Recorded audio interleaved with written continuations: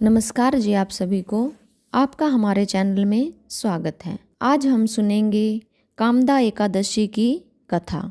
एक समय की बात है, भगवान श्री कृष्ण और युधिष्ठिर के बीच संवाद हो रहा था। सम्राट युधिष्ठिर ने श्री कृष्ण से कहा, हे केशव, मेरा प्रणाम स्वीकार करें और आप मुझे कामदा एकादशी के बारे में कुछ बताएं। युधिष्ठिर की बात सुनकर भगवान श्री कृष्ण ने उत्तर दिया, प्रिय युधिष्ठिर, चैत्र मास की शुक्ल पक्ष की एकादशी को कामदा एकादशी कहते हैं।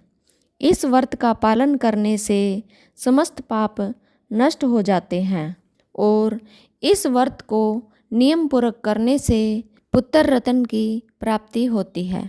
इसी प्रकार भगवान श्री कृष्ण ने कामदा एकादशी की कथा कहना प्रारंभ किया। प्राचीन समय में पुंडरीक नाम का एक राजा था। वह नागलोक में राज्य करता था।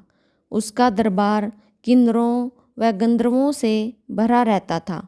एक दिन गंधर्व ललित दरबार में गान कर रहा था। अचानक उसे अपनी पत्नी की याद आ गई। इससे उसका स्वर, लय एवं ताल बिगड़ने लगे। इस त्रुटि को कर्कट नामक नाग ने जान लिया और यह बात राजा को बता दी। राजा को ललित पर बड़ा क्रोध आया। राजा ने ललित को राक्षस होने का श्राप दे दिया। ललित सहस्त्र वर्षों तक राक्षस योनि में अनेक लोकों में घूमता रहा। उसकी पत्नी भी उसी का अनुकरण करती रही। अपने पति को इस हालत में देखकर वह बड़ी दुखी होती। एक दिन घूमते घूमते ललित की पत्नी ललिता विंध्य पर्वत पर रहने वाले ऋष्यमुख ऋषि के पास गई और अपने श्रापित पति के उद्धार का उपाय पूछने लगी। ऋषि को उन पर दया आ गई।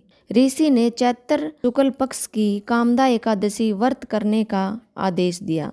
एकादशी व्रत के प्रभाव से इनका श्राप मिट गया और वे अपने गंधर्व रूप को प्राप्त हो गए। एकादशी व्रत की कृपा से वो सुखपूर्वक जीवन व्यतीत करने लगे।